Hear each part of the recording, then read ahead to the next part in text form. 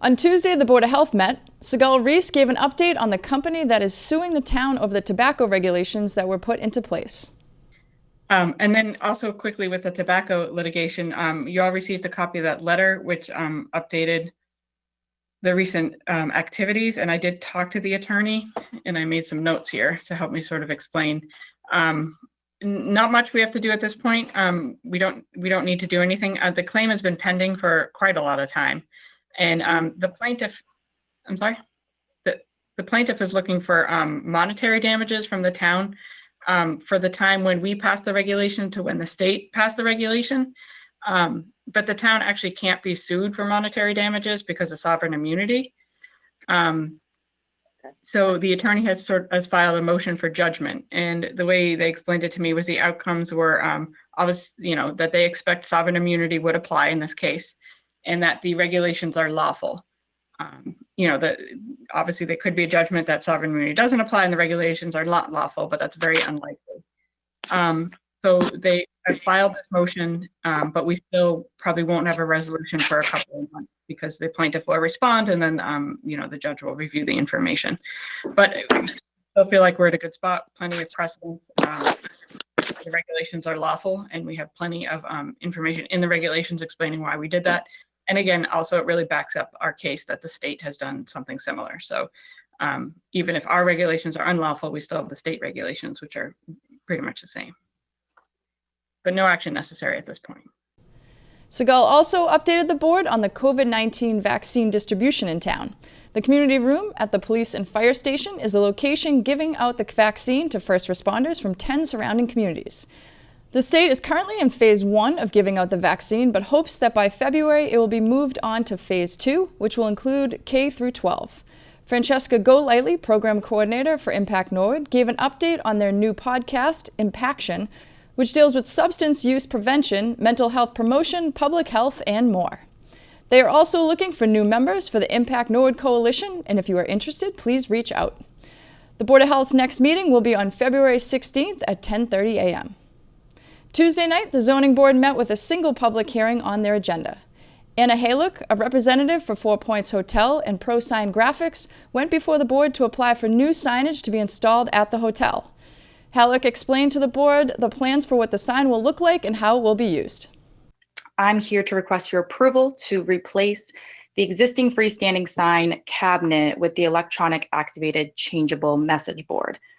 Some information on that message board. The existing post will remain. And the reason why we're trying to stay within that, the actual display will be 4 foot by 5 inches high, by 6 foot and 3 inch width. The actual display of it is 4 foot by 5 foot. We wanted to keep it at this size.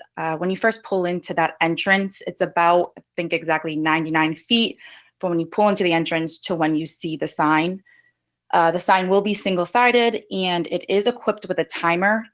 So in the middle of the night or when there isn't events going on, that sign can be shut off, especially, I'm not sure how late their events go, especially during COVID, but it is set with a timer, and that's all can be changed to using your phone, your computer. It's equipped with that timer. The reason why we started this design and asking for the electronic message board, this is specifically going to be used for the Tiffany Ballroom.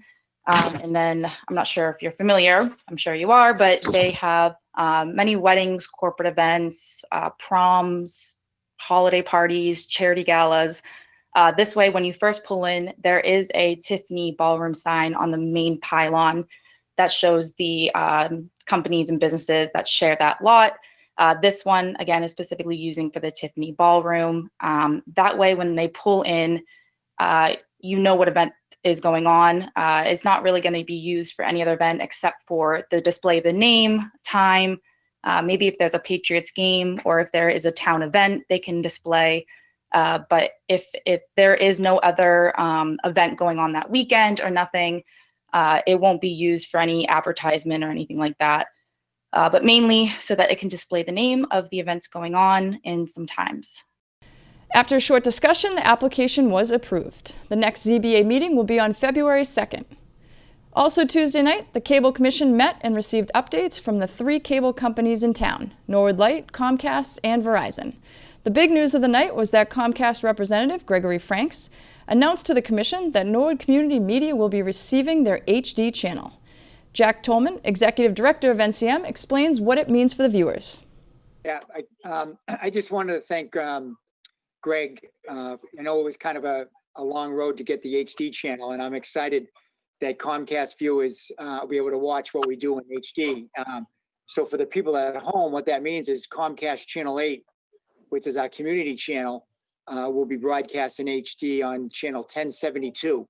And the Verizon viewers watching this already have the channel 2135 in HD. And if you're watching on Norwood Light Broadband, all 3 channels are HD.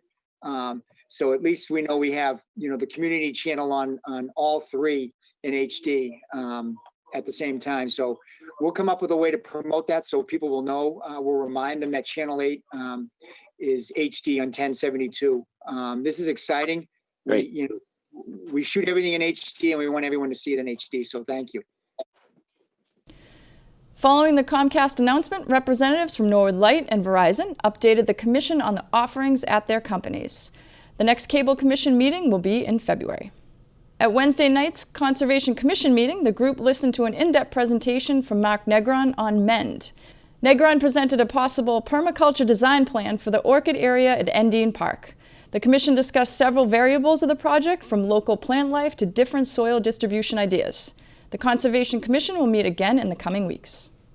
For complete government coverage, tune into the NCM Government Channel or watch it on demand at norwoodcommunitymedia.org.